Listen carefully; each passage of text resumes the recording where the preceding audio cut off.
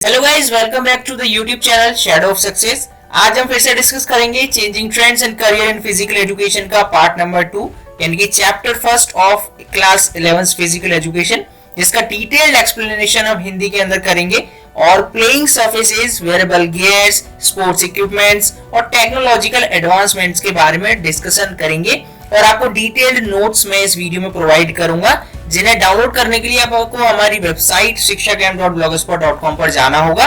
और अगर आप चैनल हमारा पहली बार देख रहे हो या आपको वीडियो अच्छा लगता है तो चैनल को सब्सक्राइब करें, लाइक करें, शेयर करें अपने दोस्तों के साथ, ताकि उन तक भी इंफॉर्मेशन पहुंच सके। और इंफॉर्मेशन पहुंचाना एक बहुत बड़ा पुण्य का काम होता है। तो चलिए शुरू करते हैं आज की वीडियो को। देखिए, सबसे पहली बात करेंगे हम प्लेइंग सरफेसेस की। तो आपको देखो हेडिंग से समझ आ रहा होगा प्लेइंग एंड सरफेस। सरफेस तो आप बहुत नॉर्मली समझते हो, प्लेइंग भी आप बहुत नॉर्मली समझते हो।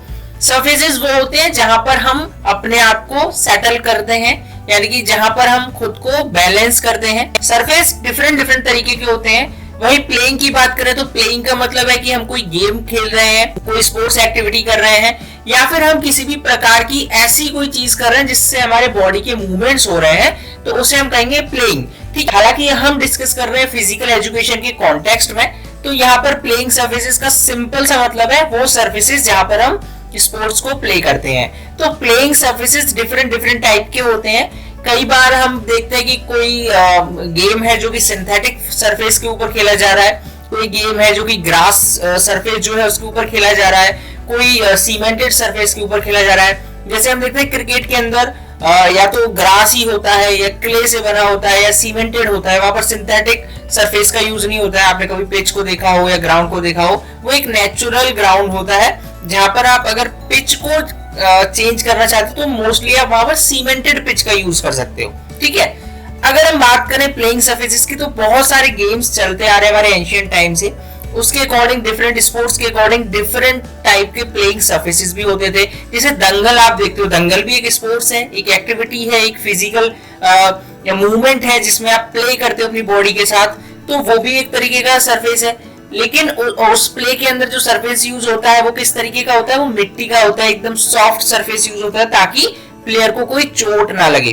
तो जो सरफेसेस होते हैं वो डिपेंड करता है किस तरीके का गेम हम खेल रहे हैं और उसके अकॉर्डिंग क्या रिक्वायरमेंट है। साथ में हर सरफेस प्लेयर की जो परफॉर्मेंस होती है उस पर इम्पैक्ट डालता है। जैसे आपने बजरंग पूनिया को देखा होगा, जब वो एक गांव के निवासी हैं, जब वो गांव में रहते हैं तो वो एक मिट्टी के खेत के अंदर, एक बहुत सॉफ्ट सी मिट्टी के अंदर, जो गीली मिट्टी है या आप कह सकते हो थोड़ी सी मॉइस्चर जिसके अंदर है, उस मिट्टी के अंदर वो अपनी प्रैक्टिस करते हैं अपनी रेसलिंग का। ठीक है, वहीं पर अगर हम बात करें कि जब वो ओलंपिक में जाते हैं या किसी एशिया कप में जा रहे हैं या किसी भी तरीके के गेम में जा रहे हैं जहां वो कम्पीट करने वाले हैं अनदर कॉम्पिटिटर के साथ में प्रोफेशनली, तो वहां पर क्या होता है, वहां पर सरफेस चेंज हो जाता है। वहां पर सिंथेटिक सरफेसेस का यूज होता है, वहां पर रबर का या प्लास्टिक का सरफेस, इस तरीके के सरफेसेस का यूज होता है। तो अब दोनों सरफेसेस में डिफरेंस है, तो जिसकी वजह से दोनों सरफेसेस पर उनकी परफॉर्मेंस पे कहीं ना कहीं इम्पैक्ट पड़ता है। तो खुद को वो सरफेस के अकॉर्डिंग रेडी कर पाते हैं या नहीं कर पाते हैं, ये डिपेंड करता है प्लेयर पर और उसकी ट्रेनिंग के ऊपर। अलग अलग सरफेसेस के अलग अलग पर्पस भी होते हैं, क्योंकि किस प्लेयर को किस कंडीशन में या किस स्पोर्ट्स को किन कंडीशंस में खेलना होता है वो डिपेंड करता है स्पोर्ट्स के नेचर के ऊपर। जैसे कि अगर हम बात करें टेनिस की तो उसके लिए एक हार्ड सरफेस चाहिए, लेकिन वहीं अगर हम बात करें कबड्डी की तो कबड्डी के लिए हार्ड तो चाहिए लेकिन थोड़ा सा सॉफ्ट भी चाहिए, क्योंकि वहां प्लेयर्स अपनी बॉडी के साथ ज्यादा रिस्क लेते हैं। सिमिलरली अगर हम बात करें क्रिकेट की और हॉकी की, क्रिकेट के अंदर एक हमें पिच चाहिए जो कि थोड़ी सी हार्ड और कंपैरिजन टू द ग्राउंड, जहां पर प्लेयर्स जो है बॉल को टिप करा सके, बॉल के साथ थोड़ा सा अपना एक्सपीरियंस या बॉल के साथ अपनी टेक्निक्स को फॉलो अप कर सके, वहीं बैट्समैन भी बैटिंग अच्छे से कर सके। लेकिन जो हॉकी ग्राउंड होता है वो कंप्लीट ग्रासी ग्राउंड होता है, जिसके अंदर आप सिर्फ ग्रास के ऊपर, क्योंकि वहां पर भी प्लेयर्स रिस्क लेते हैं, बॉडी के साथ गिर सकते हैं, हॉकी लग सकता है। साथ में जो ग्राउंड होता है उसका इम्पैक्ट होता है उनकी परफॉर्मेंस के ऊपर। तो ये डिपेंड करता है किस तरीके का गेम है, किस तरीके का सरफेस उसके अकॉर्डिंग हमें चाहिए होगा। ठीक है, तो प्लेयर की जो परफॉर्मेंस है उस पर भी इम्पैक्ट पड़ता है किसका, सरफेसेस का, क्योंकि बहुत सारे पॉपुलर स्पोर्ट्स जो होते आ रहे हैं 100 ऑफ ईयर से ट्रेडिशनली जो होते आ रहे हैं, तो ट्रेडिशनली जो होते आ रहे थे या पुराने टाइम में तो ज्यादातर ग्रास जो सरफेसेस होते हैं, नेचुरल ग्रास सरफेसेस जो होते हैं उनका यूज ज्यादा किया जाता था। जैसे ग्रास टर्फ सर्फेसेस होते हैं, लेकिन इनके मेंटेनेंस में थोड़ा सा ज्यादा हमें मेहनत करनी पड़ती है। जैसे हमें मोइंग करनी पड़ती है। मोइंग का मतलब होता है एक मशीन होती है जो ग्रास काटती है या सरफेस को जो है वो स्मूथ रखती है। इरिगेशन, पानी देना, control of weeds, pest and diseases, इन सब के मेंटेनेंस में काफी ज्यादा खर्चा होता है, काफी ज्यादा टाइम लगता है। तो 1960 में कुछ स्पोर्टिंग ऑर्गेनाइजेशंस ने क्या किया, आर्टिफिशियल पिचेस का यूज करना स्टार्ट कर दिया। अब यहाँ पे पिच का मतलब सिर्फ ये मत समझ लेना कि क्रिकेट की ही पिच की बात हो रही है। पिच का मतलब होता है एक ऐसा सरफेस, एक ऐसा एरिया ऑफ द ग्राउंड जहां पर प्ले जो है वो मेन रोल से खेला जाता है। ठीक है, तो पिच जो है वो आर्टिफिशियल यूज होने लगी। तो आर्टिफिशियल जो प्लेन सरफेसेस थे वो धीरे धीरे देखा गया कि उनकी ड्यूरेबिलिटी ज्यादा है, उनके अंदर प्लेइंग सरफेसेस की वर्सेटिलिटी जो है वो ज्यादा प्रॉपर है। सो वो मल्टी स्पोर्ट इवेंट्स को या मल्टी स्पोर्ट सरफेसेस को प्रमोट करने लगे। और साथ में क्या हुआ कि उन्होंने इंडोर सरफेसेस को कंप्लीटली आर्टिफिशियल कर दिया। लेकिन आर्टिफिशियल ग्रास हुआ या आर्टिफिशियल सरफेसेस हुआ, उनकी कुछ लिमिटेशंस होती हैं। जैसे उनकी लिमिटेड लाइफ है, उन्हें पीरियोडिकली क्लीनिंग करना जरूरी है, टॉक्सिक केमिकल्स वहां हो सकते हैं, और इसमें हेल्थ और सेफ्टी का थोड़ा सा हमें और ज्यादा ध्यान रखना होगा। बाकी आर्टिफिशियल टर्फ जो होते हैं, क्योंकि देखो आर्टिफिशियल ग्रास जो है वो थोड़ी सी ज्यादा डेंजरस होती है, लेकिन आर्टिफिशियल टर्फ जो होते हैं यानी कि जो मैट है या जो रिंग है, वो सारी चीजें क्या होती हैं, वो काफी ज्यादा रिकॉग्नाइजेशन पाने लगी हैं, काफी ज्यादा रिस्पेक्टेड वे में ट्रीट की जाने लगी हैं किसी भी स्पोर्टिंग इवेंट में, स्पोर्टिंग बॉडीज के द्वारा, क्योंकि उनके अंदर अभी भी हालांकि कुछ ना कुछ इंप्रूवमेंट की जरूरत है। जैसे प्लेयर्स के कंफर्ट जो है उसे बढ़ाने के लिए, उनके पोटेंशियल पे इम्पैक्ट ज्यादा ना पड़े या इम्पैक्ट पड़े तो गुड वे में पड़े, अच्छा खेल सकें। दूसरा विजुअल और फिजिकल सिमिलरिटी जो नेचुरल चीज होती है उससे, नेचुरल पिचेस जो होती हैं उससे, तो इन चीजों में थोड़ा सा इंप्रूवमेंट करने की जरूरत है। बाकी जो आर्टिफिशियल टर्फ्स हैं, जो आर्टिफिशियल पिचेस हैं, आर्टिफिशियल जो ग्राउंड्स हैं, वो काफी ज्यादा अच्छा वर्क कर रहे हैं, काफी ज्यादा ड्यूरेबल है, वर्सटाइल है। तो कुछ इस तरीके के प्लेइंग सरफेसेस होते हैं, जैसे हार्ड सरफेस जो सीमेंटेड होता है, ग्रास सरफेस जिसमें ग्रास ज्यादा यूज होती है, सिंथेटिक सरफेस जो मैंने बताया आर्टिफिशियल जो होते हैं, इसमें रबर, प्लास्टिक या फाइबर, इस तरीके के जो मटेरियल्स हैं, जो सिंथेटिक मटेरियल्स है, उनका यूज होता है। क्ले जो सीधा सिंपल मिट्टी का जो होता है। और जैसे कि अगर हम टेनिस कोर्ट्स की बात करें तो एक हार्ड टेनिस कोर्ट होता है, एक ग्रास का टेनिस कोर्ट भी होता है, एक कारपेट टेनिस जो कोर्ट होता है जिसे हम सिंथेटिक टेनिस कोर्ट भी कह सकते हैं, और एक क्ले टेनिस कोर्ट होता है। तो ये सभी क्या है कि एक ही गेम के बारे में बात हो रही है, लेकिन सबके सरफेसेस अलग अलग हो गए, जिससे जो है गेम की स्पेस पर, गेम के जो उसका परफॉर्मेंस है, प्लेयर का परफॉर्मेंस है, उस पर इम्पैक्ट कहीं ना कहीं पड़ेगा। तो आगे बढ़ते हैं वेरेबल गियर्स के बारे में। वेरेबल गियर्स जो होते हैं वो होते हैं जिन्हें आप अपनी बॉडी पर पहनते हैं, या जो एक टेक्नोलॉजी से इवॉल्व होकर आए हैं, जो आपकी बॉडी का ध्यान रखते हैं, या आपकी बॉडी किस वे में रिएक्ट कर रही है उसको आइडेंटिफाई करते हैं, उसको एनालाइज करते हैं, और उसका एक रिपोर्ट टेक्नोलॉजिकल वे में विजुअल्स के थ्रू पहुंचाते हैं। ठीक है, जैसे अगर हम बात करें कि कुछ स्मार्ट वॉचेस होती हैं जो आपकी हार्ट बीट, हार्ट रेट, या हम कह सकते हैं आपकी जो पल्स रेट है, आपका ब्लड प्रेशर है, आपके बॉडी का टेम्परेचर है, इन सब चीजों को मापने में यूज होती है। कुछ शूज होते हैं, शॉक्स होते हैं जो आपके बॉडी की प्रेशर आप किस तरीके से रख रहे हो उस पर फोकस करते हैं।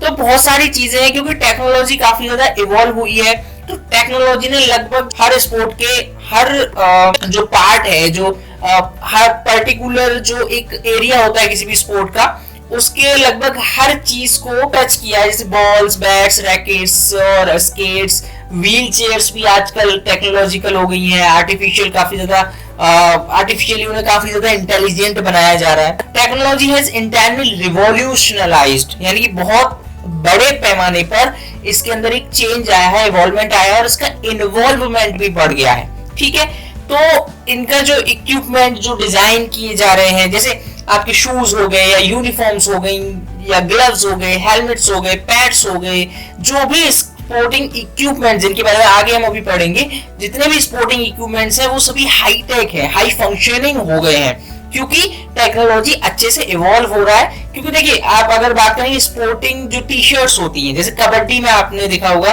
कि टी शर्ट्स क्या होती है, खींची जाती हैं फिर भी नहीं फटती हैं इजीली, या बहुत कंफर्टेबल होती हैं, पसीना आ रहा है फिर भी वो पसीने को सोख लेती हैं, या गर्मी में गर्मी नहीं लगने दे रही, सर्दी में सर्दी नहीं लगने दे रही।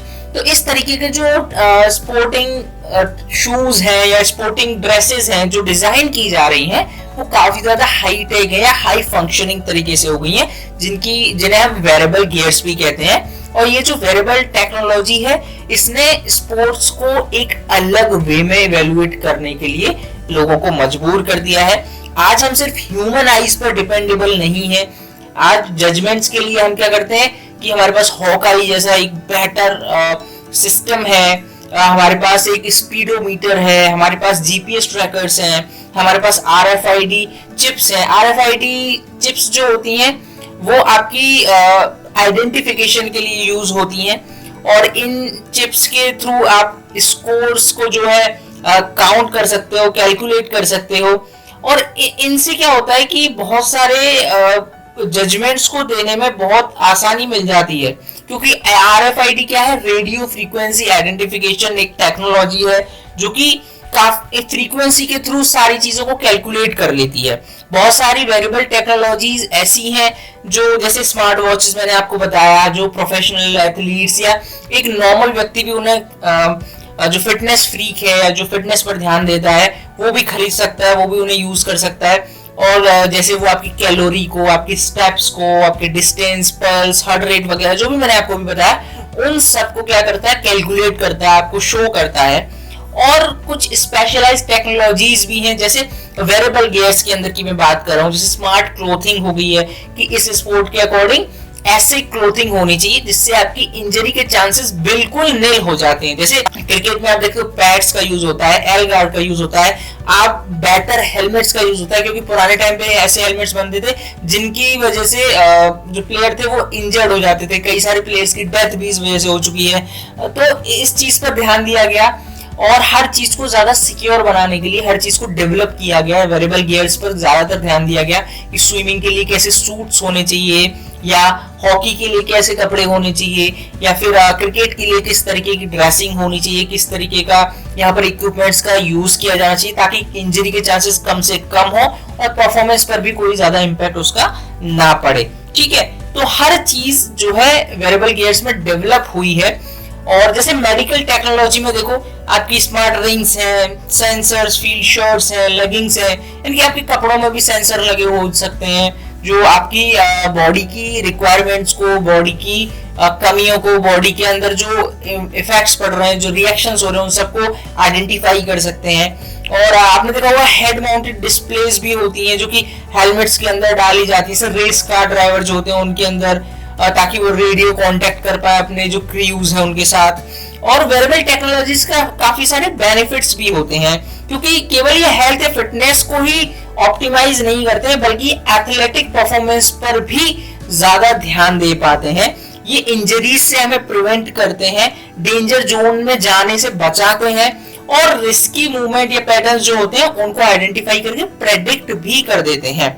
और हम स्पोर्ट्स ऑफिशियल्स को जब देखते हैं कि वो भी वेरेबल गियर्स का यूज कर रहे हैं, टेक्नोलॉजी का यूज कर रहे हैं, तो इससे एक एक्यूरेसी भी आती है। यानी कि जब हम हाई टेक चले जाते हैं, अभी हम टेक्नोलॉजिकल एडवांसमेंट में भी इस चीज को पढ़ेंगे, तो क्या होता है कि उसके अंदर एक्यूरेसी आती है गेम्स के दौरान, मैचेस के दौरान, परफॉर्मेंस भी अच्छी रहती है। ठीक है, तो ये क्या है कि बहुत ज्यादा डेवलप हो रहा है जिसकी वजह से हमारे वेरेबल गियर्स जो है ज्यादा पॉपुलर हो रहे हैं, क्योंकि इनोवेटर्स क्या है कंसिस्टेंटली अपने इन वेरेबल गियर्स को काफी ज्यादा इंप्रूव करने की कोशिश कर रहे हैं और they are pushing their limits that these innovations can be used as in every field of a sport। तो वेरेबल गियर्स का इनोवेशन, वेरेबल गियर्स का जो एवोल्यूशन है वो भी काफी ज्यादा रिमार्केबल है।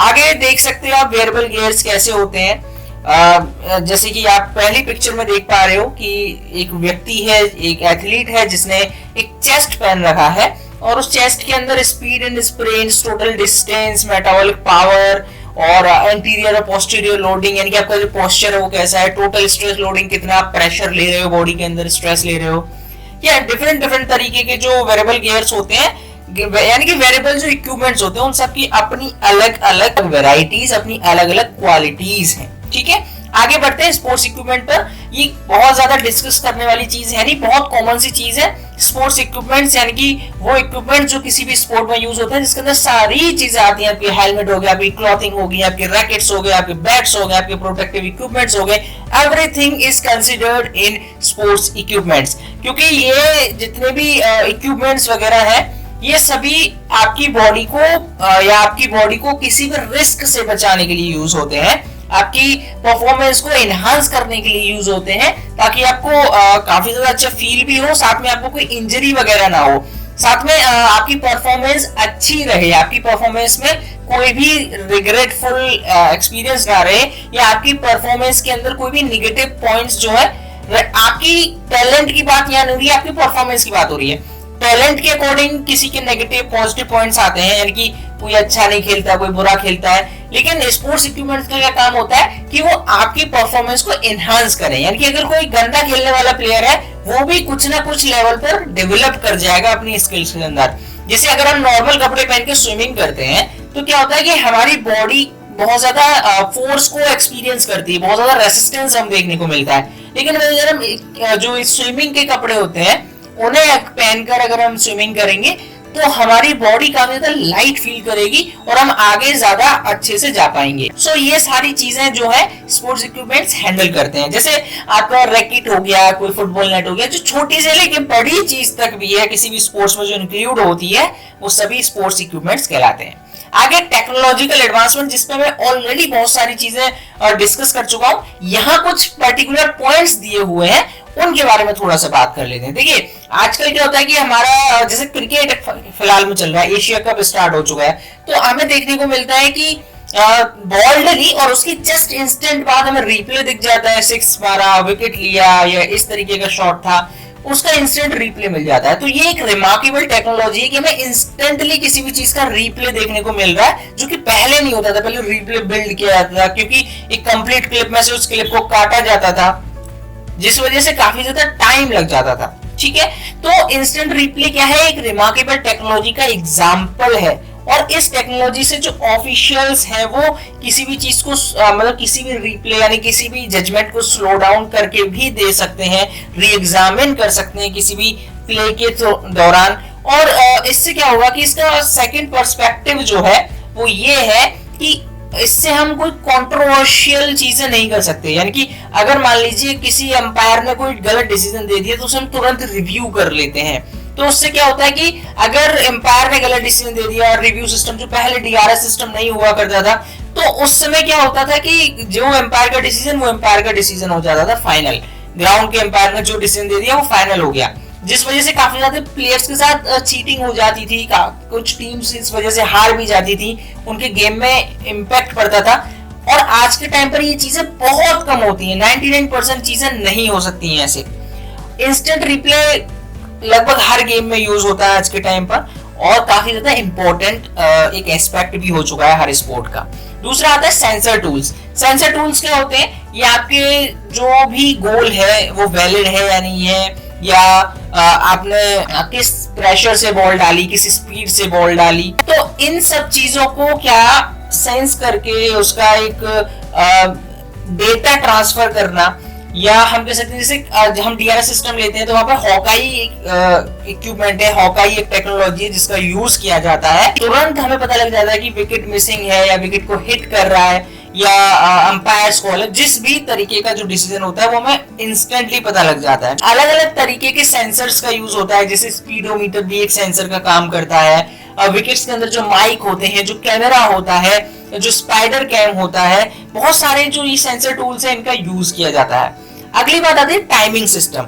यानी कि जब कोई रेस होती है, या हम कहते हैं कि जब कोई ऐसा इक्विपमेंट यूज किया जाए जो कि किसी ऐसे स्पोर्ट से रिलेटेड है जिसके अंदर टाइम की जो वैल्यू है वो बहुत ज्यादा है, जैसे रिले रेस हो गया, या रेस हो गया, स्प्रिंट हो गया, या आपका वेट लिफ्टिंग हो गया, या कुछ ऐसे स्पोर्ट्स जिसके अंदर टाइमिंग काफी इंपॉर्टेंट है, जैसे आपका फुटबॉल हो गया। तो इनके अंदर क्या है कि टाइमिंग काफी जरूरी होती है, तो उसको लगाने के लिए टाइमिंग सिस्टम जो होता है उसका यूज किया जाता है। स्टॉप वॉचेस का यूज किया जाता है, ताकि इन सब चीजों को मैनेज किया जा सके और रिएक्शन टाइम में और जो कंसिस्टेंसी है किसी भी इवेंट की उसके अंदर कम ज्यादा ना हो, क्योंकि ऑडियंस पैसा देकर आती है आपका मैच देखने के लिए ताकि वो ऑन टाइम फिनिश हो सके और उसके अंदर थोड़ा सा रोमांच बना रहे। तो जब टाइम का एक प्रेशर होता है तो गेम भी फास्ट पेस में और ज्यादा यूनिक वे में चलने लगता है। जैसे देखिए एक डिफरेंस देख लेते हैं हम, एक टेस्ट क्रिकेट है और एक तरफ T20 क्रिकेट है, दोनों में डिफरेंस कितना है कि एक के अंदर टाइम बहुत मैनेजेबल है, बहुत वैल्यू करता है, T20 है 20 ओवर है, इतना ही घंटे में फिनिश करना है। वही टेस्ट में क्या होता है कि 4-5 दिन चलता है, जिस वजह से बहुत बोरिंग हो जाता है, वहां ऑडियंस भी कम जाती है। तो इस चीज का ध्यान रखा जाता है कि जब टाइमिंग सिस्टम को भी मैनेज करना होता है तो ये टेक्नोलॉजी के थ्रू और आसानी से किया जा सकता है। दूसरा RFID चिप के बारे में हम बात कर चुके हैं, जो कि आपकी रेडियो फ्रीक्वेंसी आइडेंटिफिकेशन चिप्स होती हैं, जो किसी भी इवेंट के अंदर जो कॉन्टेस्टेंट्स हैं उनकी इंडिविजुअल डेटा हुआ या कंप्लीट ग्रुप का डेटा हुआ या उनकी जो लाइव लोकेशन, लाइव डेटा जो चल रहा है, लाइव परफॉर्मेंस जो चल रही है, उस सबको दिखाने में इन चिप्स का यूज होता है। ये इंस्टेंटली वर्क करती हैं। दूसरा इक्विपमेंट डेवलपमेंट होता है, यानी कि एक ऐसा डेवलपमेंट हो चुका है आज के सभी इक्विपमेंट में, जैसे कि अभी हम फिलहाल में डिस्कस करके आए हैं पीछे, कि हर चीज को बहुत ज्यादा हाई टेक और बहुत ज्यादा फंक्शनली यूज किया जाता है, बहुत ज्यादा अच्छे से यूज किया जाता है। जैसे स्मार्ट हेलमेट्स हो गए, न्यू हेलमेट टेक्नोलॉजीज हो गई। तो इन सभी से क्या होता है कि जो सेंसर्स हैं या जो मैग्नेटिक टेक बिल्ट है, टेक बिल्ट इन तरीके का जो एक हेलमेट होता है, जो कि आपको क्या होता है कि अगर बॉल लगती है आपकी फेस पर तो आपकी जो फोर्स है उसे कम कर देता है, आपको इंजरी से बचा लेता है और बॉल को तुरंत इमीडिएट इफेक्ट से वापस कर देता है, जिससे आपको हेड इंजरी होने के चांसेस नहीं होते, जो कि पहले बहुत हुआ करती थी। तो इस तरीके की टेक्नोलॉजिकल एडवांसमेंट भी हमें देखने को मिल रहे हैं और आगे भी ये काफी ज्यादा एडवांस होते जाएंगे। तो आज के लेक्चर में सिर्फ इतना ही, काफी ज्यादा इंपॉर्टेंट पॉइंट्स है, ये अभी फिलहाल में ऐड हुआ है आपके सिलेबस में, तो इसे पढ़ना काफी ज्यादा जरूरी है और इस पर क्वेश्चंस 120% आपको बनेगा।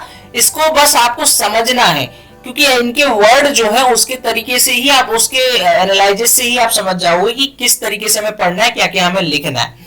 तो ये हमेशा ध्यान रखना कि वर्ड से ही आप समझ जाओगे, बस आपके पास एक कॉन्सेप्ट ब्रेन में होना चाहिए। और ये नोट्स डाउनलोड करने के लिए वेबसाइट मैंने आपको बता दी, वहां जाइए। अगर अच्छा लगा है, वीडियो इन्फॉर्मेटिव लगा है, डिटेल एक्सप्लेन लगा है, तो प्लीज अपना कमेंट नीचे करके हमें बताइए कैसा लगा या क्या कमियां लगी, क्या हमें सुधारना चाहिए। हर चीज वेलकम है, हर चीज पर आपको हर्ट दिया जाएगा। और आज के लिए इतना ही। Thank you. अपना ध्यान रखिए, स्वच्छ रहिए, सुरक्षित रहिए, आसपास सफाई रखिए और अपने परिवार का, अपने दोस्तों का, सबका ध्यान रखिए। हंसते रहिए, मुस्कुराते रहिए और एकदम स्वस्थ रहिए, पढ़ते रहिए। मिलते हैं अपनी अगले ही ऐसे प्यारे से लेक्चर में, तब तक के लिए बाय बाय, टेक केयर, जय हिंद, जय भारत।